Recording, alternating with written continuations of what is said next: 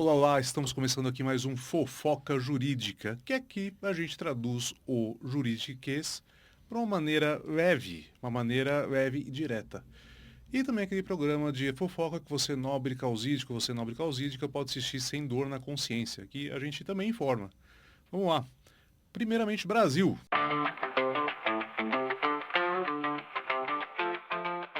TCU diz que Haddad precisa cortar 30 bi para cumprir meta fiscal. E, parecer recente, o Tribunal de Contas da União estimou que o governo precisará bloquear cerca de 30 bilhões em despesas discricionárias. Se lembra do episódio anterior, o salário do Elon Musk? É quase aquilo, 30 bilhões de reais para alcançar a meta fiscal de déficit zero. Segundo o relator Bruno Dantas, o cenário fiscal se deteriorou, a responsabilidade agora recai sobre o Ministério da Fazenda. Não é segredo que políticos gostam de gastar. Gastar ganha voto. Ou seja, o pessoal quer gastar, vai ganhar bastante voto. A meta fiscal do Brasil é igual dieta na segunda-feira. Todo mundo promete, quase ninguém cumpre e ainda quem fica cobrando é taxado de chato. E aí, começou a dieta? E aí, começou a meta fiscal? Não, não começamos. Jamais começamos. Nunca começaremos. Inflação volta a subir no Brasil, puxada por habitação. A inflação oficial deu sinal de vida. Mas ela tinha morrido? Subiu 0,48% em setembro, puxada por habitação e energia. Ou seja, ter o seu próprio teto e acender a sua própria luz já é para poucos, né? Já era que está cada vez menos. Virou o novo luxo. Estou acendendo uma lâmpada. Fantástico. A conta de luz veio com juros, correção e um tapa na cara da esperança. Não temos esperança. A esperança se foi. Petrobras avança no Amazonas após simulado de emergência. Lembrando aqui, o Brasil está tentando explorar petróleo na bacia do Rio Amazonas. Nosso vizinho, Guiana, já explora, e a Guiana passou por um boom econômico.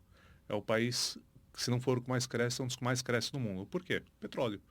Um novo pré-sal, maior que o pré-sal, só que muito mais fácil de se explorar do que o pré-sal, ali na foz do Amazonas.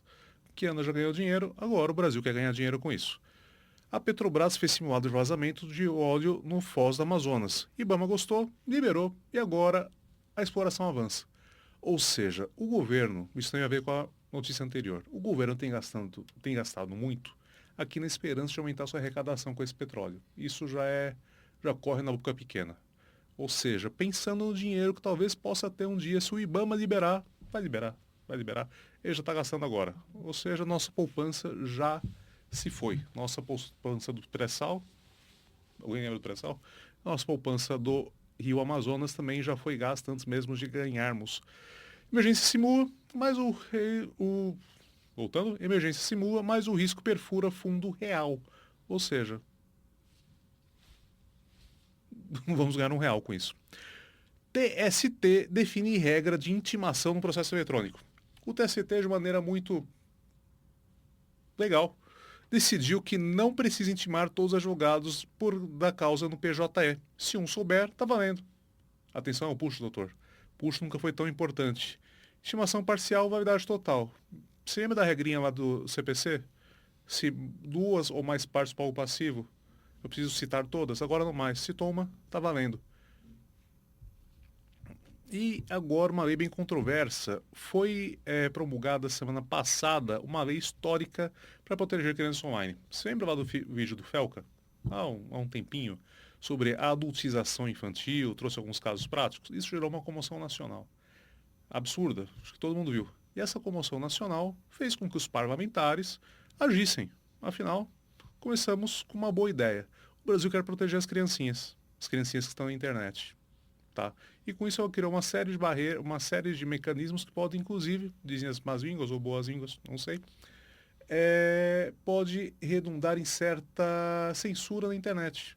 O motivo é nobre, é bacana, mas talvez o entregável não foi tão bem entregado assim. TikTok será obrigado a entregar dados de ofensor de menor. Decisão judicial obriga o TikTok a entregar os dados de quem praticou bullying virtual quando uma menina de 14 anos. O cyberbullying pode até parecer anônimo, mas o IP entrega. Todo mundo aqui já passou por uma situação, conhece alguém que passou por uma situação que sofreu bullying online. Online as pessoas são muito corajosas, né? Elas se escondem atrás de um fake, de um IP, etc. e cometem as maiores barbaridades. A gente vê isso todo dia. O TikTok foi condenado a entregar o IP daquele que agrediu uma menina de 14 anos. Parece um ponto interessantíssimo aqui. E para fechar o caso, nossa parte de Brasil, o projeto antitrust de Lula para Big Techs gera incerteza sobre seu uso político. Não é segredo para ninguém que os governos mundiais não gostam muito das Big Techs, afinal as Big Techs deu voz a todos e tirou o monopólio da informação. Ponto 1. De um tempo para cá, o governo Trump e o governo Lula têm se batido bastante. Apesar de um pequeno afago agora na ONU, eles se batem quase dia sim, dia também. E as Big Techs são americanas. A maioria delas, com exceção do TikTok, que não é americano. O governo Lula pretende criar uma autoridade nacional antitrust digital, voltada exclusivamente para regular plataformas como Google, Amazon, Meta e X, do tio Elon Musk. Sempre na mídia, Elon Musk. A proposta que está em discussão no Planalto preocupa especialistas por abrir brechas para interferência política e concentração de poder regulatório num único órgão. Imagina aí, caros doutores e doutoras, se mesmo sem um órgão para controlar todas as Big Techs, as Big Techs já recebiam ofícios do STF dia sim, dia também, para remover conteúdos. Agora, com órgão para isso, facilita a vida, né? A ideia é que essa autoridade seja autônoma, mas vinculada diretamente à presidência da República. Ou seja, meu chefe é o presidente, mas ele não manda em mim. Eu sou autônomo. O que, para críticos, seria o mesmo que entregar o apito do juiz para o time que está jogando. O que você acha? No Brasil, o antitrust digital pode virar pró-governo virtual. Ou seja, quando essa regra parece escrita para punir desafeto e blindar aliado, o algoritmo já entendeu tudo. Não só o algoritmo, nós também. Vamos falar agora de um pouquinho de internacional.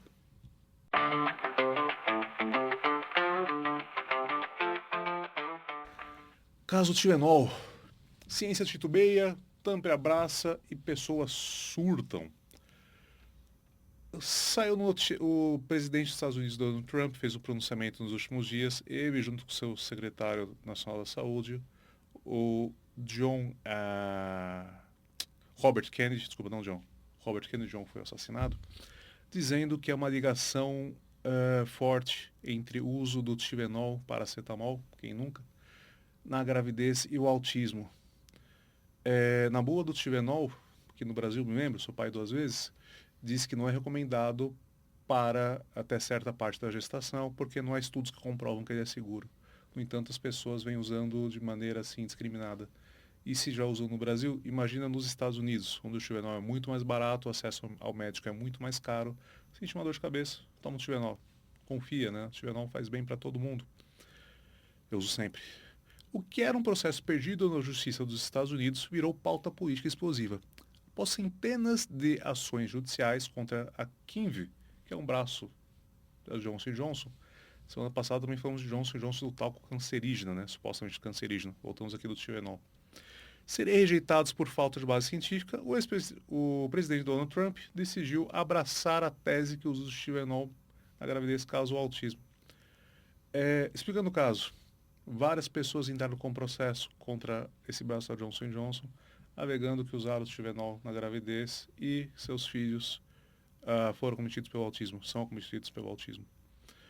Uma série de estudos foram feitos. Só que juridicamente a juíza entendeu que não há nenhum vínculo, não há prova de vínculo entre aquele laudo, o autismo e o Tilenol. E negou o segmento da ação. Mesmo com a ação tendo sido negada, Donald Trump e o presidente e o secretário nacional da saúde entenderam que aquilo faz sentido. Entenderam que aquilo faz sentido e fizeram um pronunciamento em rede nacional. Então, mesmo com essas decisões contrárias, o governo Trump e seu secretário resolveram defender publicamente a tese. E isso causou uma comoção absurda. Como que vocês discordaram do judiciário? Isso me lembra bastante o caso da cloroquina aqui no Brasil. Ninguém sabia se funcionava ou não, porque não deixavam testar. Simplesmente era proibido. E as pessoas surtaram. Uma trend no Twitter e no X e outras redes sociais de mães grávidas tomando Tilenol, falando que não confiam no presidente, que é um absurdo.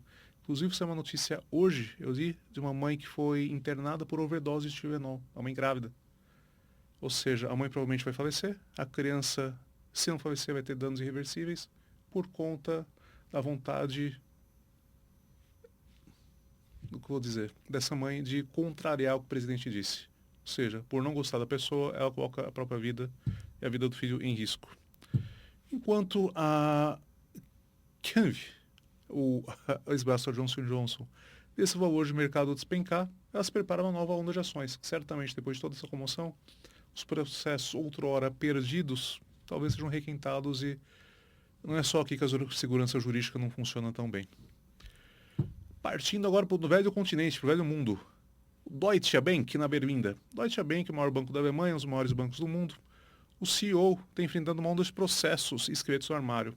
Deutsche Bank, o banco alemão, como tudo que é alemão, tende a ser robusto, tende a ser confiável, mas o Deutsche Bank já foi usado como referência em operações financeiras pouco ortodoxas um tempo atrás, teve que pagar multa.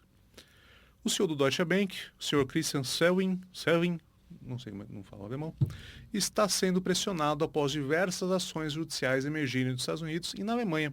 Investigadores e acionistas estão de olho em possíveis falhas de governança. Eu adoro falar de governança.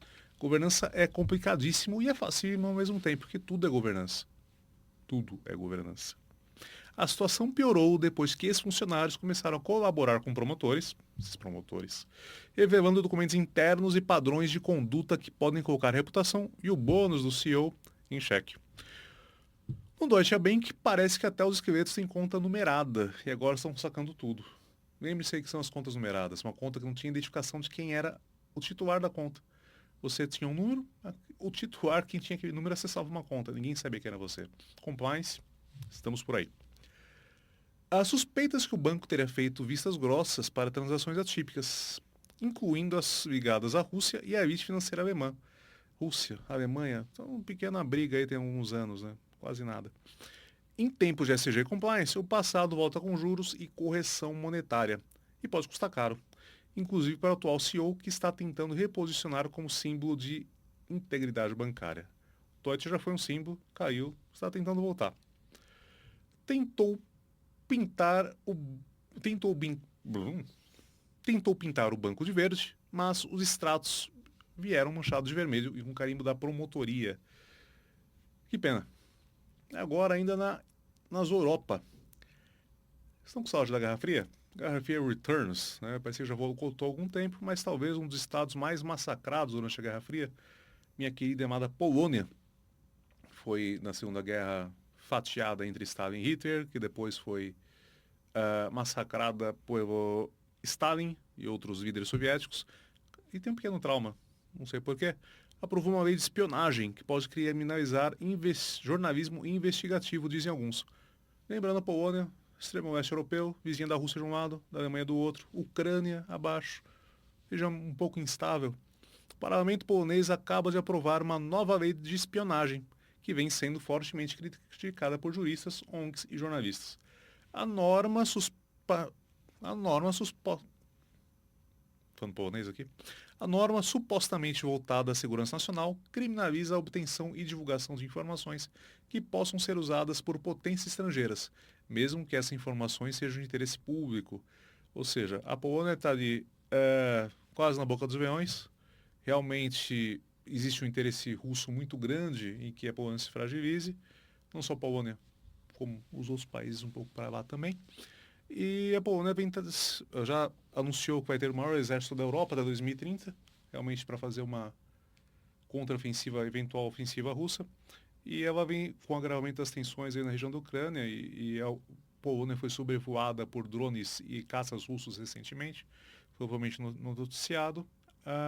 Ela está em estado pré-belicoso, né? Ela se prepara para acontecer uma coisa ruim em seguida e começa a investigar todos os inimigos internos e externos, acreditando que eventualmente alguém que faça essa investigação de assuntos delicados possa ser considerado um espião.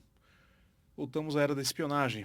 Jornalistas e defensores da liberdade de imprensa denunciam que a medida pode ser usada como ferramenta para silenciar denúncias contra o governo em ano eleitoral e com um clima institucional tenso. Afinal, a Rússia está logo ali. Pessoal, espero que tenham gostado, mas esse Fofocas Jurídicas. Se tem alguma sugestão de tema, alguma sugestão de fofoca jurídica, manda pra gente. Tenho o maior prazer em atender a todos aqui. Muito obrigado e até a próxima.